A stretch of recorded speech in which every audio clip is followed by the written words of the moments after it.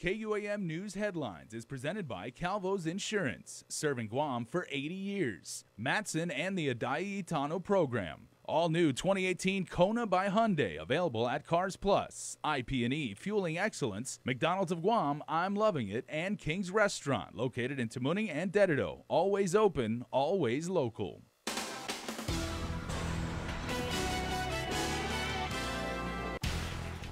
Ahead on Primetime, the AG lays down the law on the highly controversial debate regarding CLTC prime property in Barragata Heights. Plus, the complaint is filed with the Guam Election Commission, officials now looking into what next steps to take. And talks ongoing on a program that could put Guam on the map as a high-intensity drug trafficking area. Hafa day and good evening. The Attorney General lays down the law, intervening in the highly controversial and contentious debate on how the Chamorro Land Trust Commission handled prime property in Barragata Heights. Through a KUAM investigation, we reported that the Department of Land Management director signed off on leases to several employees at the Chamorro Land Trust Commission, jumping the line ahead of thousands of other Chamorros who have been waiting decades to be awarded CLTC property. Chris Barnett, who has been following the story closely, has more on the AG opinion and how the CLTC may have crossed the legal line. The opinion by AG Liz Barrett Anderson, pretty cut and dry, that any lease issued by the CLTC must be approved by its board. Additionally, an applicant can't just pass their lease on to another relative.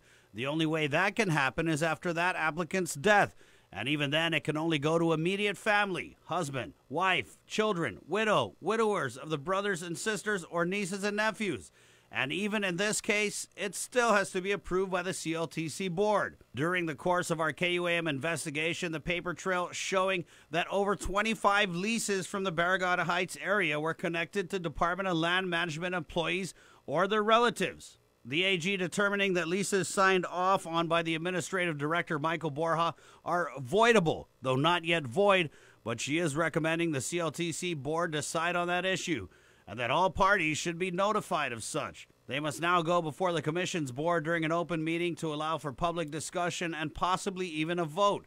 As for the leases that were switched with another applicant, according to the AG, those now null and void, return to sender. Applicants, however, should be permitted to resume the order of the date and time they applied.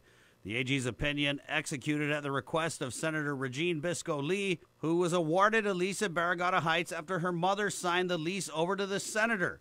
Lee saying the property was for her children's future. The AG's opinion shuts that down since Senator Lee's mother still alive. Lee, in a statement to the media Friday afternoon, thanking the AG for her timely response.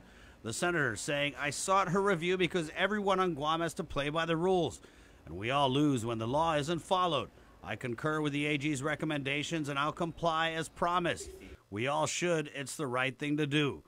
Up next, the CLTC board scheduled to meet next Thursday to discuss the AG's opinion, which you can now read on KUAM.com. For Guam's News Network, Chris Barnett reports. He's making headlines again. The Guam Election Commission confirms it has received a complaint from Governor Eddie Calvo's former Director of Communications, Troy Torres. The complaint emailed to the GEC at around 3 o'clock this morning and copied to Island Media. Requests to conduct an investigation into board member Jadine Tuncap, who is also the Deputy Chief of Staff to Lieutenant Governor Ray Tenorio. County Mediola has more. Troy Torres alleges that Tuncap personally visited the home of a well-known supporter of Senator Dennis Rodriguez Jr., asking for the supporter to relay a message to tell the lawmaker to vote in favor of the governor's tax hike bill, or he would not sign his now running mate's, Dave Cruz, personal contract to teach ROTC students at JFK High School.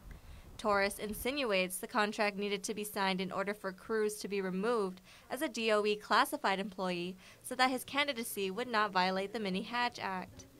Torres not only wants an investigation into Tuncap, but is also calling for Lieutenant Governor Ray Tenorio to be disqualified as a gubernatorial candidate.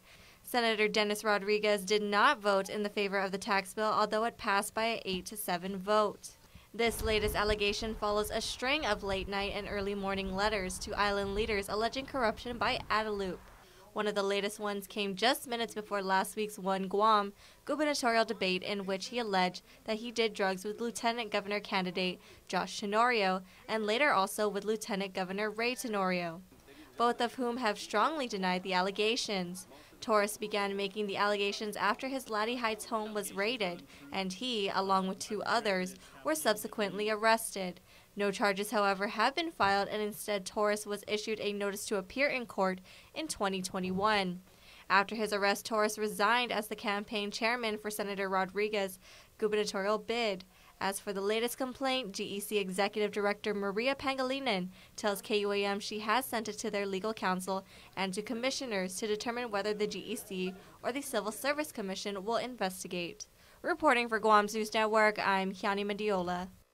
Federal drug defendant Albert Portasach Mendiola Jr. should have been on the road to recovery. Instead, he's back in jail earlier this year. The court ordered his release so he could participate in residential substance abuse treatment at Lighthouse Recovery Center. Days later, however, the LRC reported him to probation officers that 3 of their residents had received the drug ice from Mendiola at the treatment facility. That prompted his discharge and eventually a warrant for his arrest.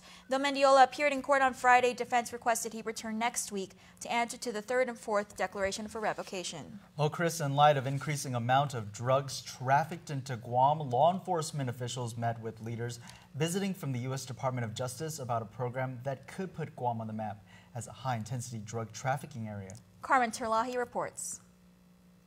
The headlines have been showing the problem. Multiple drug arrests, including recent incidents of cocaine washing up on Guam's shores. You wake up every morning, you know.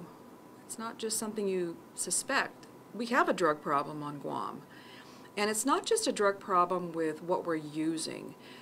It's a drug problem with the distribution chain as well. Attorney General of Guam Elizabeth Barrett Anderson says drug charges are the 2nd highest number of cases investigated in her office, which is why she supports the idea of petitioning Guam for a high-intensity drug trafficking designation. As part of the HIDA program, all of Guam's law enforcement would have access to federal funds to combat illegal drugs and trafficking. There is big money, according to the director. In other areas of the federal government, congressional funding has dipped, but when it comes to drugs, it continues to go up and up and up. The Attorney General notes that federal officials say Guam meets criteria.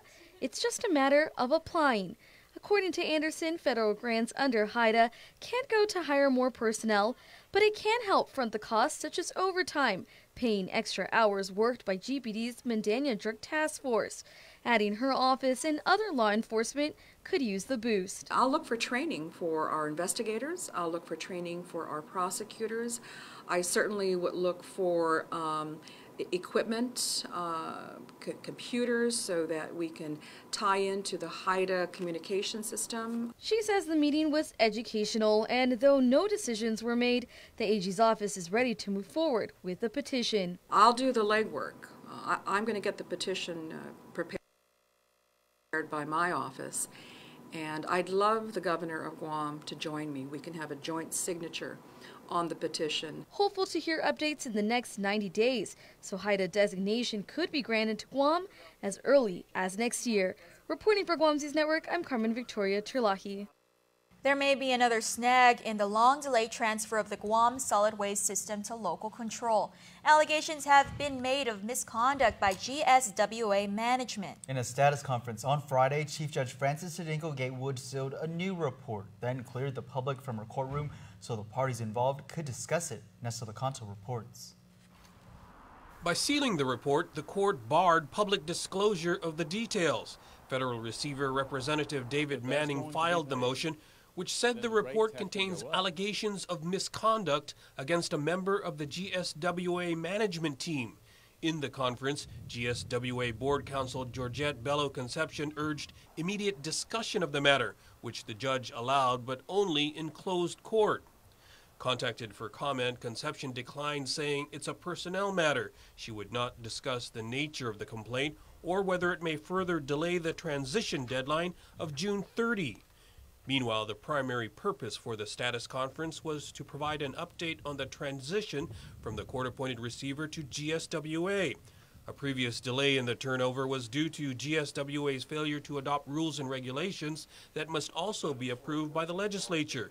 General Manager Greg Martin says the required public hearings have been held, but one more is planned before the full body can vote and approve them.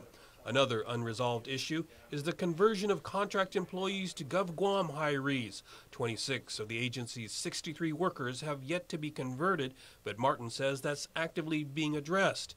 Speaking briefly to reporters after the status conference, Martin said he's frustrated that the transition is taking so long, and after 7 months here, he's still not fully in charge. He also denied he was the subject of any complaint.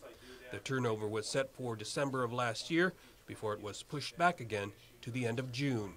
For Guam's News Network, I'm Nestor Lecanto. Judge Arthur Barcenas has granted the airport's motion to stay pending resolution of a separate court motion by DFS. The airport and DFS have been locked in a years-long legal battle over the airport retail concession contract, which was awarded to DFS rival Lotte Duty Free. Judge Barcenas has already ruled that the contract void and the airport appealing the decision to the Supreme Court.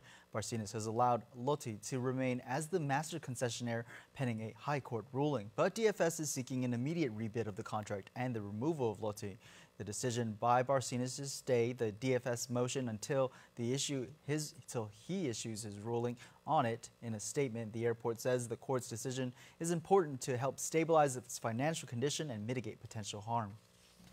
A bill appropriating another $377 million in construction projects for the Guam military buildup is reported out favorably by the House Armed Services Committee. The fiscal year 2019 National Defense Authorization Act now goes to the full House for consideration. The measure authorizes a total of $639 billion in military spending, with $11 billion of that for DoD construction projects. In a news release, Congresswoman Madeline Bordallo says the bill extends Guam's exemption from the national H-2B visa cap through fiscal year 2020. She says it also authorizes a returning worker program that allows H-2Bs to re-enter Guam without counting against the cap. Another Bordallo provision would codify in federal law the military's net negative commitment that it will own less, and then it started with after the completion of the Marine realignment.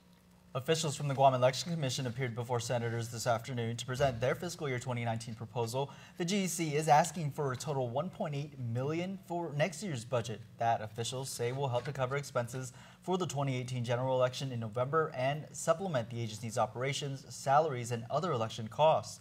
Executive Director Maria Pangilinan also noted the $600,000 federal grant awarded to the GEC by the U.S. Election Assistance Commission. The Guam Election Commission is in the process of accepting the award. The $600,000 can be spent inside of 5 years. It can only be spent to upgrade and update processes. The GEC cannot use it to buy ballots for a regular election. So we cannot use it for the regular operations of the GEC. This includes overtime, which is accumulated between elections. Senator Mary Torres mentioned her previous bill that would have moved up the primary election date by 3 weeks. The measure, however, vetoed by the governor.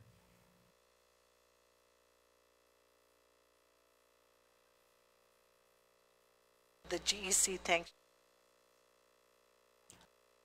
Immediate solution, officials say, was to cancel the primary election for offices with only one or less candidates. Also appearing to present their budget proposal to the legislature was the Guam Regional Transit Authority. The agency is requesting $3.2 million for fiscal year 2019, an estimated $400,000 less than last year's appropriation. Funds GRTA says could be taken from both the Public Transit Fund and Highway Fund and uses for expenses such as fuel and operations. Here's Director Enrique Augustine. Although our transit service on Mondays through Saturdays, 5:30 in the morning to 8:30 at night, 6 days a week, we do not incur overtime. We do not pay lease for our office space. We do not pay for utilities. We do not use government of Guam funds for off-island travel. and we do not celebrate our annual agency week, a normal practice amongst other government of Guam agencies. And lastly, we do our own janitorial cleaning in-house. GRTA is a lean organization and we will stay that way, and we will stay within our budget. However, GRTA's current budget proposal is not enough to cover bus operations, which totals upwards of $3 million. The difference, officials say, will be made up through federal funding and funds raised through bus fares. Friends and family paid their last respects to beloved Father Duenas principal Tony Thompson. The Father Duenas Phoenix Center was filled with friars celebrating the new life of Coach Thompson. 1995 FD grad E.J. Cavill gave the eulogy, remembering him not only as a basketball coach, but as a friend. The most impactful message I get is how much he was loved and respected, and not just by his young students that he spent his final years with. Loved and respected from Duenas alumni that graduated before he ever arrived. Cavill says his legacy will live on in the memories of brotherhood and the mark he left on Guam's basketball. Stick around for more news here on Primetime. You're watching KUAM. There are more ways to experience KUAM News than any other source on Guam. Download the KUAM News app for your Apple or Android device for 24/7 news, sports, videos, weather, streaming with KUAM radio, and important news alerts. And stay connected at home with Guam's first app for Apple TV. All available now from the App Store.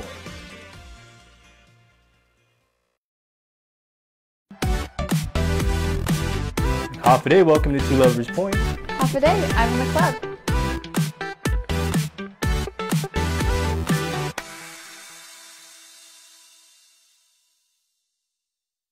Our mighty SUV mega sale is going on now at Cars Plus, and you're going to save big with cash back on every purchase. Get to Cars Plus and shop our great selection of Hyundai Santa Fe's, Tucsons, and the all-new Kona, Guam's most affordable SUV. Or our full line of Jeeps, like a new Jeep Renegade, save $6 grand, or a new Jeep Cherokee, save $4,500 with rates as low as 1.99% APR for qualified buyers. It's Cars Plus, mighty SUV mega sale. Cars Plus, driven by you.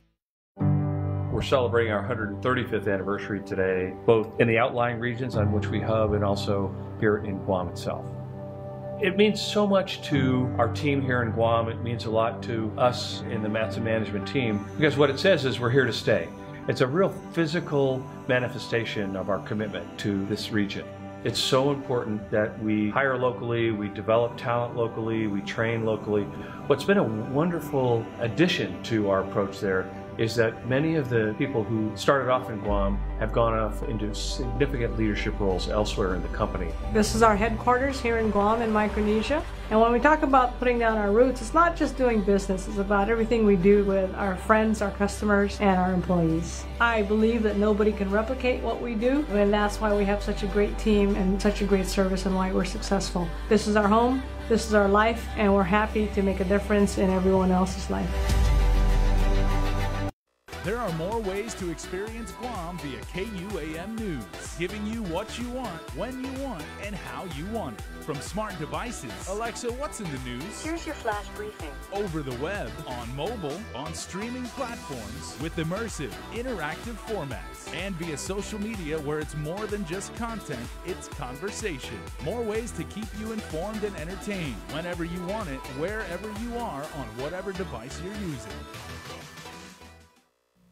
Hoffaday and welcome back. They are the men and women sworn to protect and serve our island, and they will be out in full force throughout the community as Police Week gets underway. Yeah, a proclamation signing was held today to mark that occasion. Well, this after police management held one of several town hall meetings in an effort to help curb crime happening here. It wasn't a highly well-attended discussion, but GPD leaders and officers still made the effort to get their point across, educating whoever they can about what can be done to minimize the amount of crimes being committed. GPD Sergeant Paul Tapau. We're bringing forth now some of the crimes and some of the offenses that are committed within the Pacific Island region. Now, one thing that we're trying to do is we're trying to break the barrier between culture and Western law in helping educate our community, our FSM family members about understanding culture yes, we understand and respect the culture, but you also have to understand that we are in a Western world and we have Western laws that need to be followed. The FSM FAS Town Hall meeting was held at the Dededo Senior Center Thursday night. GPD partnering with the Micronesian Resource Center to discuss Guam's laws and crime rates. Acting GPD Commander Manny Chong. Maybe the reason why a lot of crimes are being committed is because they don't know that it's wrong. That point understood by the handful that did show up. Dededo Mayor Melissa Savars even sharing a recent report she came across with a woman in her village who opened up that she was being abused by her spouse. We asked her, we said, you want to make a report. The problem is security. The families that they live with are the spouse's family, and she's afraid that if she does files a report, we told her that she can be protected, at least shelters available. The top brass responding. She's a victim of violence. It's been brought to our attention. We can respond to that. We can talk to her. We can ask her a few questions about what happened, and then the Guam Police Department can be the reporting person, and we can kind of take that fear, or kind of assure her that it's the Guam Police Department that steps in, because that's how the law is written. Steps and procedures in place, Chief of Police Jaya Cruz points out, so that everyone can help to keep the community safe. We truly believe that it's going to take that whole of the community to be able to address this. Healthcare providers on Guam are urged to be on alert for possible cases of measles. The increased measles circulation in the region, Asia and the U.S., has the Department of Public Health issuing a reminder about the highly contagious viral disease. The Health Department recommending anyone with travel plans should get vaccinated at least 4 to 6 weeks before leaving. Hundreds of cases, including more than a dozen deaths from the disease, were recently reported in the Philippines. You can find out more on how you can get vaccinated by calling the Public Health Immunization Program at 735-7143. Instructors from the University of California, Los Angeles are on island to facilitate maritime emergency response trainings throughout the week. These courses focusing on topics such as vessel fires, hazardous materials, and more. Attendees include members from the Guam Fire Department. Here's Battalion Chief Dean Uggan. Shipboard firefighting is not our discipline, but it's firefighting. So definitely when we have instructors that come in and are able to share their experiences and their knowledge with us to make us at least better able to cope and respond to those type of responses, it's always advantageous for us to take these courses. These trainings are being offered by the Offices of Guam Homeland Security and Civil Defense. The House Veterans Affairs Committee approves a feasibility study for a U.S. Department of Veterans Affairs medical clinic in the Marianas. Saipan Congressman Gregorio Kilili Camacho Sablan authored the mandate to complete a study within 180 days. For though many veterans reside in the islands, the Marianas is the only U.S. insular area without full-time VA medical or mental health professionals serving veterans. The study also requires Veterans Administration to report to Congress on the overall level of services provided to veterans living in the Pacific in order to address challenges. Fostering Safe Homes, a proclamation signing was held today declaring Foster Care Month, the month celebrating the foster families and administrators who, with love and support, opened their home to children in need. Janae Uggan, Vice President of the Guam Foster Association, read the proclamation. As of this month, 203 foster youth need safe homes and a stable family structure to enable them to build on their dreams and shape their future. During Foster Care Month, we celebrate our island's foster children as well as the many behind the scenes in the child welfare system. The proclamation encourages those considering becoming foster parents to reach out to the association for more information. It's also Guam Tourism Month. This year's theme, Insta-Guam, taps into today's consumers who are social media savvy. In a government proclamation, officials praised the Guam Visitors Bureau's success in promoting Guam's natural beauty to tourists, also extending gratitude for the men and women who work in the tourism industry, spreading the holiday spirit. All right, well, sports is coming up next, but first, your island weather.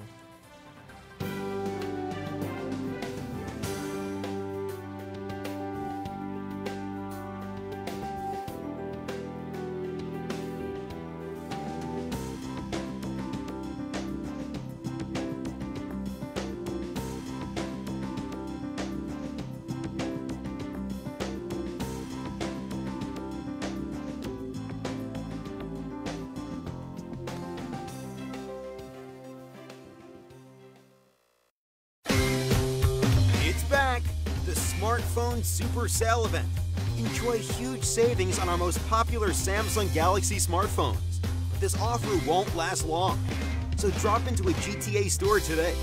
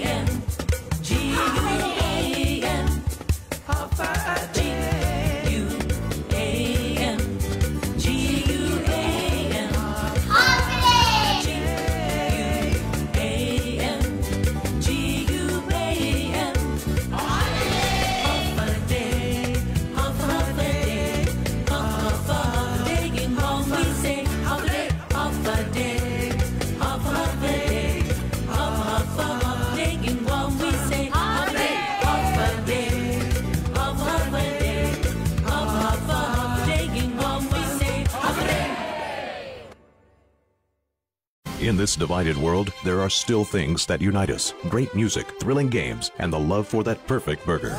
Ruby Tuesday Guam, for the love of burgers menu. For a limited time, get an amazing burger for just $11.99. Lunchtime at Ruby Tuesday Guam. KUAM Sports is presented by Triple J.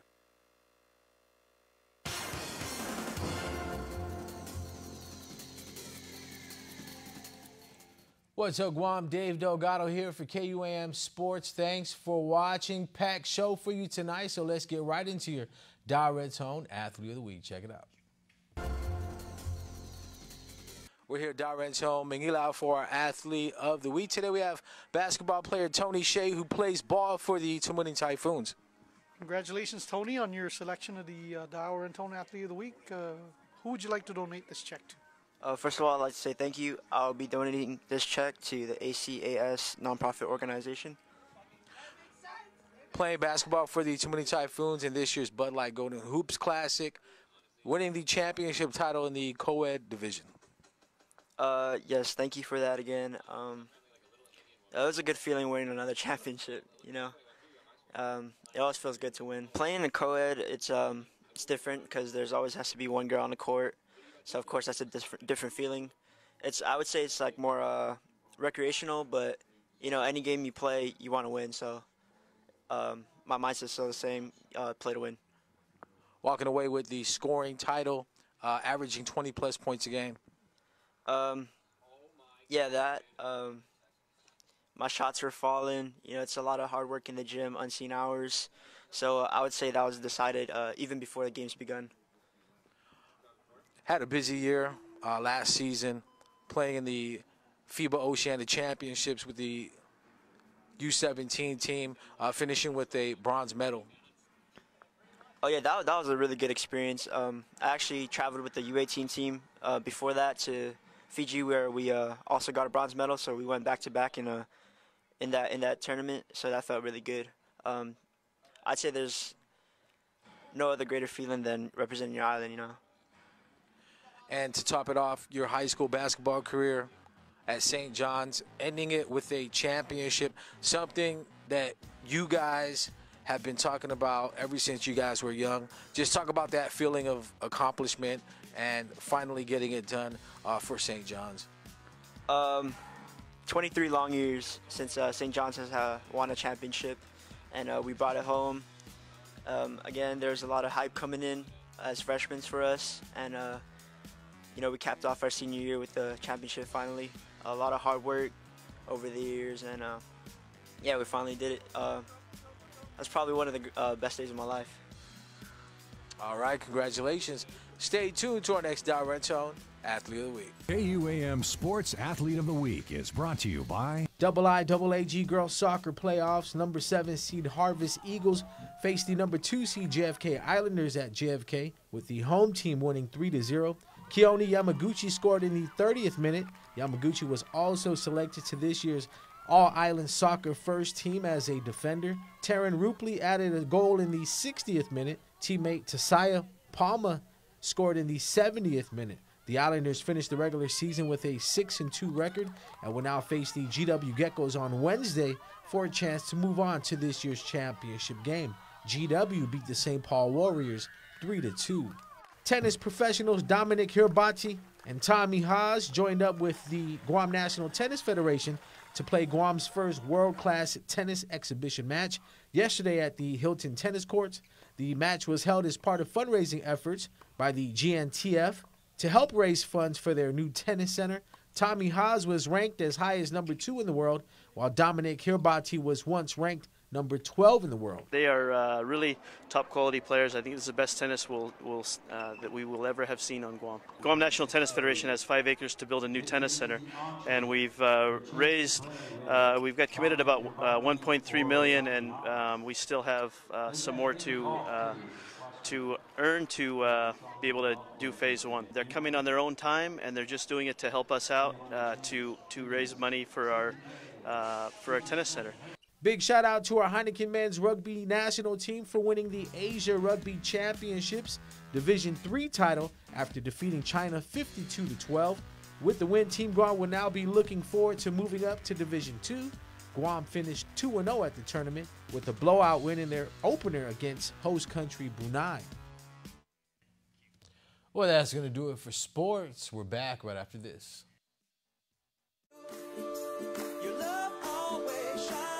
You've been on my mind a lot, Mom. Nolan has grown so much. I find myself telling him the exact same things you told me as a kid. Isn't that funny? I guess it's true that we do end up just like our moms, which for me is the greatest thing I could do. Thank you for teaching me how to be a good mom. See you soon. Get $50 off the Samsung S9, S9 Plus, and a free wireless charger. Ooh, what do we have here? Tender morsels of deliciousness. Wait, back that up. I see you, your little golden brown temptresses, and oh, all that juicy goodness. Wait, is that a new sauce? Where are my car keys? I'm on my way, Mickey D's. Introducing McDonald's new Buttermilk Crispy Tenders. Juicy and breaded to perfection. Hurry in and get 4 for you or 10 to share. That's right, my tender game just got an upgrade. Ba-da-ba-ba-ba. Summer's right around the corner, but first shift into spring with Triple J. With 0 down, 1.9% financing, and easy trade-in. Get into our big boy truck, the Ford F-150, starting at $298 per paycheck. Car and Drivers 10 Best, Mazda CX-9 at $242 per paycheck. The Mazda 3 Sedan at only $137 per paycheck. Or the North American Car of the Year, the 2018 Honda Accord at only $216 per paycheck. Visit us online at triplejguam.com and get pre-approved instantly. Trade-ins welcome. Some conditions apply. See dealer for details. Triple J Auto Group. Customers first. And before we close out the news tonight, our latest round of birthday shoutouts from the Cold Stone Creamery Birthday Club. Manuel Ray Kidachai, happy belated 8th birthday. Love Mom, Dad, Tina, D, Kat, Kim, Aaliyah, Luriah, Lena, Avery, friends, Hilitas, and family. Juliana Regine, Ana Bir Santos, happy 4th birthday from Mommy, Daddy, and the family. Dolly Sapalo, happy birthday from Aza and the family. Micah Jude, Ugg and Francisco, happy birthday going out to you. And happy belated birthday to Angel Ray Baza Pangilinan. Happy 15th birthday, love Mom, Dad, and the A-Team, Pangilinan. Happy birthday, everyone. Now it's time to announce the winner of this week's Yummy Cold Stone Creamery Ice Cream Birthday Cake. Congratulations to this week's winner. Yeah, Jocelyn Bamba. Thanks. Someone from Cold Stone will call you on how you can redeem your Yummy Cold Stone Creamery ice cream cake. Remember, you can be part of the Cold Stone Creamery Birthday Club by registering online on KUAM.com. Please make sure to include your photo, your name, and birth date so we can properly celebrate you. Yep, that's going to do it for us here in the news desk. Stay tuned. Extra starts right now. Closed captioning is brought to you by IT&E.